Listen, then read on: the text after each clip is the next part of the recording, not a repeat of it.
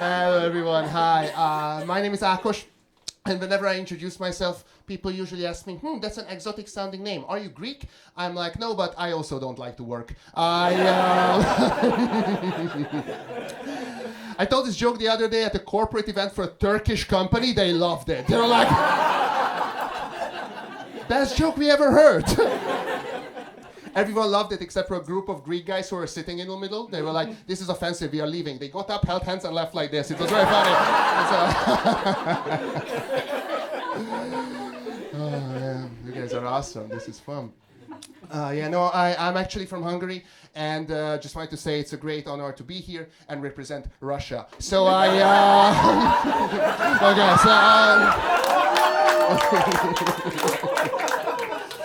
I'm so sorry for everything we've done. All right. What you have to know about me is that I am asexual, which means that I don't easily develop attraction towards others and I don't feel comfortable about intimacy. It also means that my pronouns are what and why. People ask me a lot of questions about it. For example, how did you become asexual? Very simple answer. 7 years ago, we had a party with my friends, and when we toasted, I did not maintain eye contact. That's how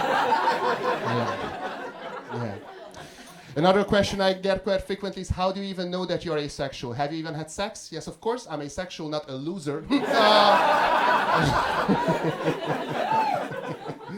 Specifically, I slept with 3 women before I discovered my orientation. Not at the same time, though. I didn't discover that I'm asexual at an orgy, although it would have been very funny. Can you imagine me just going like...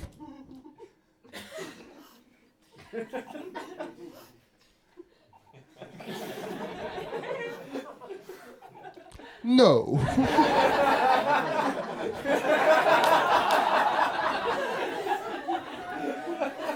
No. Oh, you have the thing? Okay. No. And that's how I met Grant. All right, you guys. Anorgasmia my ass or whatever the fuck that was. That's how I got on this show. That's really nice. Thank you. I was very nervous, right, to tell my family, right, because one of the biggest stereotypes about Hungarians is that Hungarians are homophobic, and unfortunately that's true. But we do have an LGBT community. The only difference is we don't have a plus at the end. We have a minus at the front. I come from a small village. I was born close to the Hungarian-Romanian border, so technically I was born in Transylvania. Interesting fact, in Hungary they call it Ilvania because they do not acknowledge trans. And oh man, yeah. It was a tough conversation. Luckily they were very supportive. However, my family never accepted that I am also vegetarian. People abroad never believe me when I talk about how much Hungarians hate vegetarians. But let me tell you this. My grandmother, on her deathbed, when she knew, and I knew, that she has only a few hours left to live, she still saved some time to talk shit about vegetarians. Do you guys understand how crazy that is? I will never forget the last conversation I ever had with my grandmother. When I walked into her hospital, Lil Uzi Vert was playing on the radio. For the people in here over the age of 25, Lil Uzi Vert is a musician. For the people under 25, a radio is a music playing device. And to everyone else from Eastern Europe, a hospital is a... it's where you go where your uncle can't fix your leg. It's a magical place. And it was very picturesque, right? It was like in a movie. My grandmother was just laying on a bed. The whole family was surrounding her. And when she turned to me, she said, Ákos, I am proud of your achievements. I think you will be a great father one day. And I wish you all the best for the future. Also, vegetarianism is a mental illness. How crazy! To hear it as a last sentence from your loved one surely shocked me to the core. Yeah. And now I live in the Netherlands, and people there don't understand. What do you mean she didn't accept that you're a vegetarian? Imagine this. For 5 years, she tried to hide meat in my food without telling me. Yeah. She would make this Christmas cake every year, right? And every year it would be so dry, except for 1 year, when it was so juicy, so delicious, almost hard to believe. And I asked her, Grandma, what did you change about the recipe? She gives me this side eye, right? She goes, I think it's the pork fat. What a bitch, right? What an absolute cunt. So I poisoned her. That's how she got to the hospital. Yeah, she's dead now. Who is laughing now, bitch? Anyway, oh man, it was crazy, it was crazy. I don't know if you guys heard, but recently Pope Leo said in an interview that sex is a gift from God that everyone should enjoy. And I think that's a beautiful thought. But you know how bad it feels? As an asexual person? Then even the Pope is like, let's fuck. You know how bad that feels? The Vatican has truly changed. I'm unemployed now. I've been unemployed for some time. Unemployed people in the house, make some noise.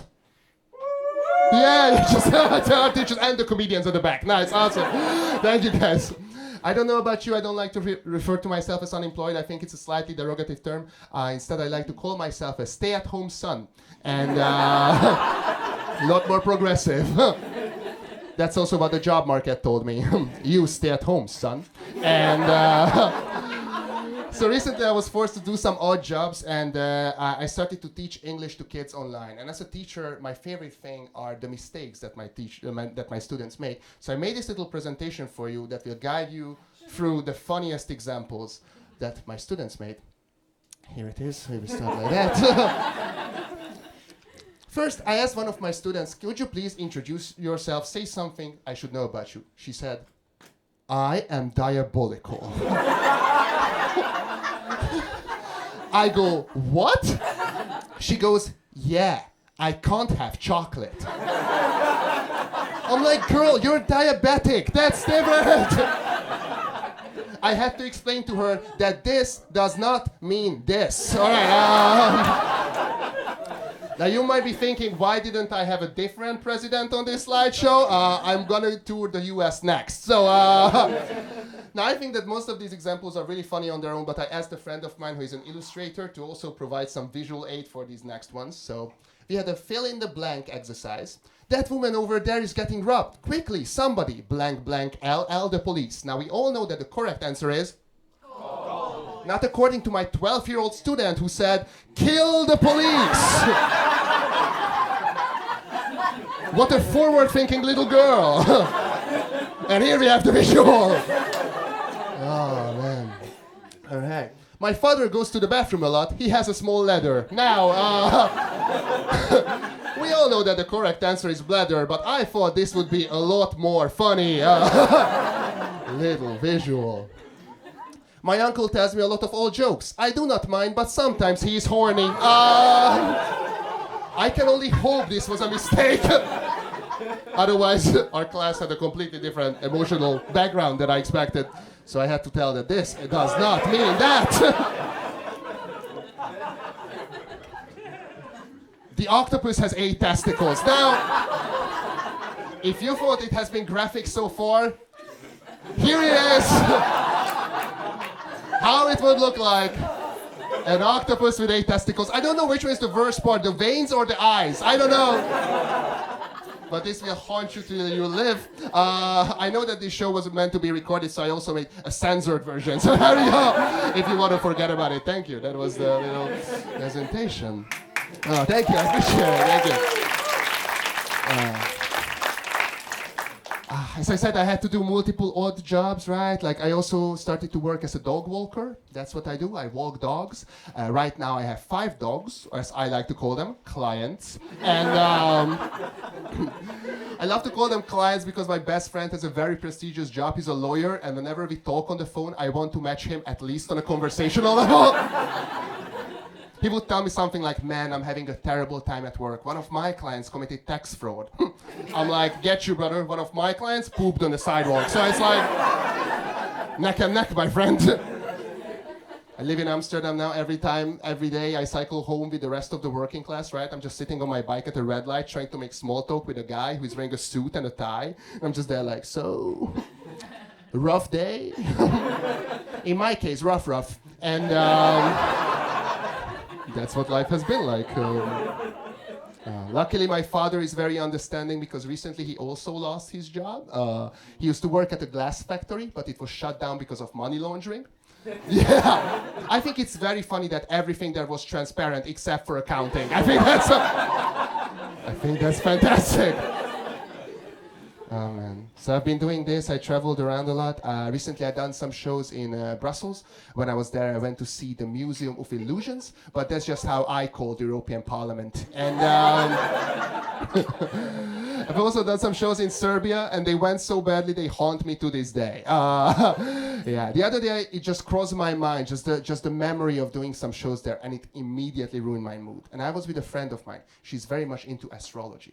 And when she saw that I was sad, she said, "Don't worry, you're feeling this way because Mercury is in retrograde." I said, "It could be worse. It could be in Belgrade." So,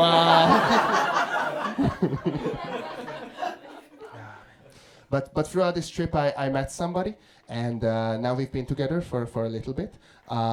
Thank you. Thank you, one clap at the back. I appreciate that. Yeah, as I said, I work as a dog walker. She works as a teacher at a primary school in Hungary. Even together, we make so little money, I like to refer to us as a powerless couple. And yeah, the other day I messed up this joke and accidentally, instead of saying she works at, I just said she's at primary school. Wouldn't that be like a crazy change in my image? Guys, it turns out I've never been asexual. I'm just a pedophile. Don't worry about it. My two biggest credits, Dutch National Television and the Epstein Files. Thank you. These are the two big ones on my CV. Yeah. Now people are coming up to me like, "Oh, I thought you were asexual. How come you have a partner?" I'm like, "Don't worry, she is very depressed." They're like, "Oh my God, can we meet your girlfriend? Is she here?" I'm like, "Yeah, sure. Can you see that girl crying by the bar because she's never satisfied in bed? She's my baby." All right. Yeah, you can find her. Oh, but yeah, the whole job thing has really been getting to me recently, though, I have to say. Recently I got this message from LinkedIn. It said, "Based on your background and professional experience, we think this job is perfect for you. Grave digging in Rotterdam." Guys, I have a master's degree in women's health. I should be treated like a hero. But no, I'm being sent to the graveyard. That's where I belong. It upset me so much, I even had a nightmare that day that someone hired me to organize a funeral for a dog. Yeah, in my nightmare, I was standing next to this hole in the ground, right? I was letting the casket down, and just when I was about to finish, the casket opened up. A dog sat up, turned to me and said, "Vegetarianism is a mental illness."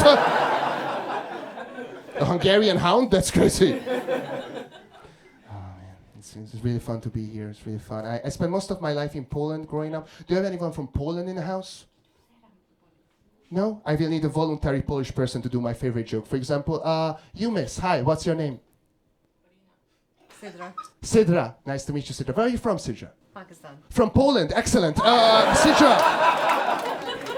Sidra, when I point at you with the microphone, could you say whoop whoop? Could you do that? Yeah. Okay, 1, 2, 3. Whoop whoop. That's the sound of the Polish. Thank you. It's Thank you, Sidra. I appreciate that. Thank you. Thank you. Lots of 90s hip-hop fans in the house. Thank you. I appreciate it. Thank you, Sidra. You know, my parents still live in Poland, and just like to any expat family, it's very important to maintain a good reputation in a country that we move to, right?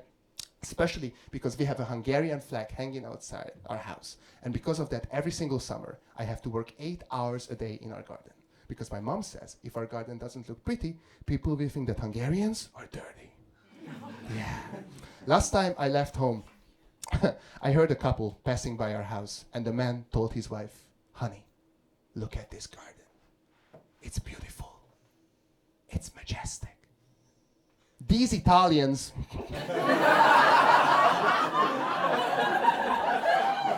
really know how to do a proper job. So I had to tell my mom that we've been building good reputation for the wrong country for 10 years. That's what's been going on. And this is why I started to do comedy, right? I really like to do it because I just wanted to travel around and basically change the image that we have. We have this thing in Hungary that I think that we are a very depressing, pessimistic country. Even the songs that should be about pride and joy and optimism are very depressing. Like our national anthem, for example. And I'm a big hip-hop fan. Do any hip-hop fans in the house make some noise? Nice, cool, nice. You know, whenever I hear the Hungarian anthem, it reminds me of hip-hop, when rappers talk about the shit they went through growing up and all the struggles they experienced. So I made this little game I would like to play with you. The game is called, Are These Lyrics from the Hungarian Anthem or Kendrick Lamar? All right. I'm going to read you a few quotes, and just by raising your hands, tell me which one you think it is. The first quote is, May God protect me with his arms when I fight with my enemies. Who thinks it's the national anthem? Who thinks it's Kendrick Lamar? It is the national anthem, all right, 50-50, nice. The next one is, have been unlucky for a while, the next year shall be blessed. Who thinks it's the national anthem? Who thinks it's Kendrick Lamar? It is the national anthem. Almost all of you were wrong on that one. All right, the last one is a bit more difficult, so take your time. It's just the N-word 3 times. Who thinks? Who thinks it's the anthem? Who thinks it's Lamar? It's both. All right, you guys have been absolutely fantastic. My name is Ákos Erdősi. Enjoy the rest of the show.